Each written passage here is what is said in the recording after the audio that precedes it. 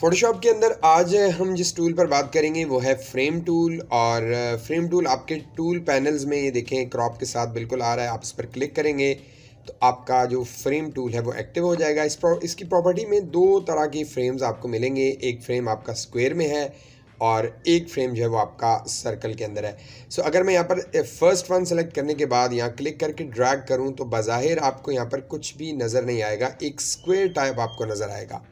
लेकिन अगर आप बाहर से कहीं से कोई भी इमेज ड्रैग करके लाते हैं और इसके अंदर आकर छोड़ देते हैं तो वो इमेज इसके अंदर प्लेस हो जाएगा, जैसे आप एक शेप के अंदर किसी इमेज को क्लिप करते हैं। ठीक है। इसकी ख़ास बात यह है कि देखें यहाँ हमारे पास जो आपका फ्रेम है उसका अलग थंबनेल है और आपका इमेज का अलग थंबनेल है, और आप इस इमेज के थंबनेल पर क्लिक करके आप इसे ईजीली एडजस्ट कर सकते हैं। देख लें। अगर आपको इसे छोटा बड़ा करना है तो कंट्रोल टी फॉर ट्रांसफॉर्म, और इसे कॉर्नर से आप इसको एडजस्ट भी कर सकते हैं, छोटा बड़ा करके आप इसे सेट कर सकते हैं। देखिए आपका फ्रेम चेंज नहीं हो रहा बल्कि आपका इमेज चेंज हो रहा है। उसकी रीज़न ये है कि आपका इमेज का थंबनेल सेलेक्ट है। एंटर कर दें तो देखें आपका वो अप्लाई हो चुका है। मूव टूल ले लें। अब मसला ये आ रहा है कि अगर मैं इस पर क्लिक करूं, देखें अभी इस पर मैंने आकर मूव टूल से क्लिक किया तो ये दोनों सेलेक्ट हो गए हैं और अब ये इजीली मूव हो रहा है। और अगर कंट्रोल टी फिर ट्रांसफॉर्म करेंगे तो अब ये दोनों एक साथ छोटे बड़े हो रहे हैं, फ्रेम भी और इमेज भी। मैं चाहता हूँ कि ये फ्रेम अलग से बड़ा हो, इमेज अलग से बड़ा हो, तो उसके लिए मैं अभी आपको बता चुका हूँ कि आप इनमें से कोई एक थंबनेल, लेट्स सी मैं यहाँ पर फ्रेम चूज़ कर रहा हूँ और अब हमारा इमेज सेलेक्ट नहीं है, कंट्रोल टी, तो अब आपका सिर्फ और सिर्फ फ्रेम बड़ा हो रहा है। देखें आपका इमेज उसी जगह पर मौजूद है। तो ये फ्रेम टूल को भी आप बड़ा कर सकते हैं। एंटर कर दें। आप चाहते हैं मेरा इमेज एडिट हो तो आप इमेज पर क्लिक कर दें और आप इसे मूव करके एडजस्ट कर सकते हैं। कंट्रोल टी से इसका साइज़ बड़ा कर सकते हैं। आप चाहते हैं कि दोनों सेलेक्ट हों तो आप शिफ्ट के साथ दोनों पर क्लिक कर दें तो दोनों सेलेक्ट हो जाएंगे। अब आप कंट्रोल टी, अब आप इसके साइज़ को छोटा या बड़ा कर सकते हैं। तो ये आपका फ्रेम टूल में स्क्वायर जो शो हो रहा है ये आपका फ्रेम टूल था। इसी तरह अगर मैं दूसरे टूल की बात करूं, फ्रेम में जो दूसरा हमारा फ्रेम है उसकी बात करूं, क्लिक करके और यहाँ आकर आप आल्ट शिफ्ट के साथ ड्रैग करें। ठीक है। आप पुराने वर्जन में सिर्फ शिफ्ट के साथ, मैं इसमें आल्ट शिफ्ट के साथ ड्रैग कर रहा हूँ, क्लिक को छोड़ रहा हूँ और साथ ही मैं आल्ट शिफ्ट को भी छोड़ रहा हूँ, तो ये भी स्क्वायर में नज़र आ रहा है। लेकिन यहाँ पर देखें तो ये एक सर्कल है और ये फ्रेम सर्कल में ऐड होगा। मैं अपने एक इमेज को ड्रैग करके यहाँ ले आता हूँ। जैसे मैंने इसके ऊपर आकर इस इमेज को रखा तो आप देखें कि वो इमेज यहाँ पर सेट हो चुका है। अब देखिए फ्रेम अलग है, इमेज हमारा अलग है। लेयर्स में आपको ये क्लियर नज़र आ रहा होगा। मैंने इमेज को सेलेक्ट करके इमेज को मूव कर रहा हूँ। मैं यहाँ पर देखें इजीली मूव कर सकता हूँ और अपने इमेज को यहाँ पर एडजस्ट कर सकता हूँ। कंट्रोल टी ट्रांसफॉर्म करने के बाद आप इसके साइज़ को भी बड़ा कर सकते हैं, थोड़ा सा आप इसे रोटेट भी कर सकते हैं। देखें मैं बिल्कुल ट्रांसफॉर्म करके रोटेट कर रहा हूँ और इस इमेज को यहाँ सेट कर रहा हूँ, लेट्स सी। और जहाँ पर आपको ये इमेज चाहिए वहाँ पर आप इंटर कर दें तो आपके फ्रेम के अंदर जो है वो ये एडजस्ट हो चुका है। अब मैं ये चाहता हूँ कि हमारा ये इमेज भी और ये जो फ्रेम भी ये दोनों एक साथ छोटे बड़े हों, तो शिफ्ट के साथ आप दोनों को सेलेक्ट कर लें। दोनों को सेलेक्ट करने के बाद कंट्रोल टी, अब आप इसके साइज़ को छोटा या बड़ा कर सकते हैं और ईज़िली कहीं पर भी मूव करके एडजस्ट करके अपने डिज़ाइन के अंदर इसे आप रख सकते हैं। तो ये एक छोटा सा टूल था फ्रेम टूल, जो कि बहुत ज़्यादा यूज़फुल हो सकता है। अच्छा, फ्रेम टूल में एक और चीज़ भी मैं आपको बता दूं कि अगर आपने यहाँ से अपना मॉडल लेकर आए हैं, यहाँ पर एक नए टैब में मैं ओपन कर रहा हूँ यहाँ पर, और मैं इसे अनलॉक कर रहा हूँ। अनलॉक करने के बाद आप यहाँ से फ्रेम टूल ले लें। फ्रेम टूल लेने के बाद मैंने यहाँ पर सर्कल फ्रेम टूल लिया हुआ है और यहाँ पर क्लिक करके आल्ट शिफ्ट से ड्रैग कर रहा हूँ। देखें यहाँ पर जितना आपको चाहिए, आप पहले क्लिक को रिलीज़ करें, फिर आल्ट शिफ्ट को छोड़ेंगे तो देखें आपके पास उसने उस इमेज को कन्वर्ट कर दिया, किसमें, फ्रेम के अंदर कन्वर्ट कर दिया है।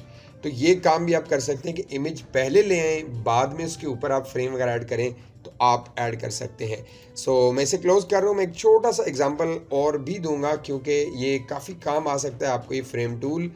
आप अगर यहाँ पर टेक्स्ट लिखते हैं, टी फॉर टाइप टूल ले लें, यहाँ पर आकर आप साइज़ देख लें, क्लिक कर लें। क्लिक करने के बाद यहाँ पर मैं लिख रहा हूँ जी टेक्स्ट, ठीक है, और मैं कैप्स लॉक को ऑन कर लेता हूँ और इसके साइज़ को बड़ा करता हूँ। ठीक है, कंट्रोल टी, और इसके साइज़ को मैंने यहाँ पर बड़ा कर दिया। अब मैं ये चाहता हूँ कि मेरा ये टेक्स्ट जो है वो फ्रेम बन जाए, तो आप इस टेक्स्ट पर राइट क्लिक करें, यहाँ पर एक ऑप्शन आता है कन्वर्ट टू फ्रेम का, और आप नाम देने के बाद ओके करेंगे तो अब ये टेक्स्ट आपका फ्रेम बन चुका है। आप जो भी चीज़ आप इसे इमेज इसके अंदर आकर प्लेस करेंगे, आप इसे प्लेस होल्डर भी कह सकते हैं, यहाँ पर आकर छोड़ेंगे तो आपका देखिए टेक्स्ट के अंदर वो क्लिप हो चुका है। इमेज को सिलेक्ट करने के बाद कंट्रोल टी, और अब आप इसके साइज़ को भी एडजस्ट कर सकते हैं, अपनी मर्ज़ी के मुताबिक आप इसे सेट भी कर सकते हैं। तो ये भी आप कर सकते हैं। इसके अलावा अगर फ़ोटोशॉप के अंदर आप कोई शेप ड्रॉ करते हैं, ठीक है, आपके पास बहुत सारी शेप्स हैं, यहाँ पर मैं यहाँ से कोई भी एक शेप ड्रॉ कर लेता हूँ। मेरे पास देखें बहुत सारी शेप्स हैं, जैसे ये लाइंस हैं। अगर मैं इन्हें क्लिक करके आल्ट शिफ्ट से ड्रैग कर दूँ, यहाँ पर चेक कीजिएगा, सॉरी अंडू कर रहा हूँ मैं, again click alt shift press करना है, ड्रैग करना है। पहले आपने क्लिक को रिलीज़ करना है, ये ध्यान में रखिएगा। उसके बाद आप आल्ट शिफ्ट को छोड़ देंगे। आप इसके अंदर कोई भी कलर फिल कर सकते हैं, मैंने इसे रेड कलर दे दिया है। एंड देन अब आप चेक कर लें, ये आपके पास एक लाइंस आ गई हैं।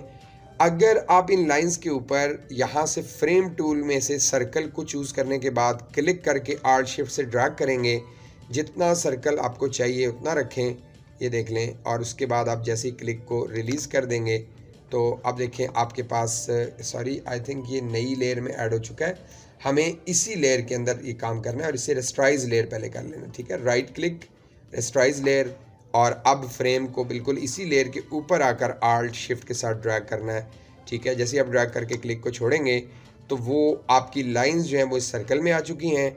अब आप इन लाइंस को एडिट कर सकते हैं, कंट्रोल टी से आप इसके साइज़ को बड़ा छोटा कर सकते हैं। सो मैं आल्ट शिफ्ट के साथ इसके साइज़ को देखें छोटा या बड़ा करके दिखा रहा हूँ आपको। तो आप इसके साइज़ को, इन लाइंस के साइज़ को छोटा या बड़ा कर सकते हैं। तो ये भी आप कर सकते हैं अपने इस फ्रेम टूल से। अगर आपने कोई लाइंस वगैरह लानी है अपने इस सर्कल के अंदर या फ्रेम के अंदर, तो वो भी आप लाएं और उसके बाद आप इसे अपनी मर्ज़ी से एडिट करके एंटर करें और ओके करें तो देखिए हमारे सर्कल में ये लाइंस आ चुकी हैं। सो सेम मेथड है, आप इसे मैं डिलीट कर रहा हूँ।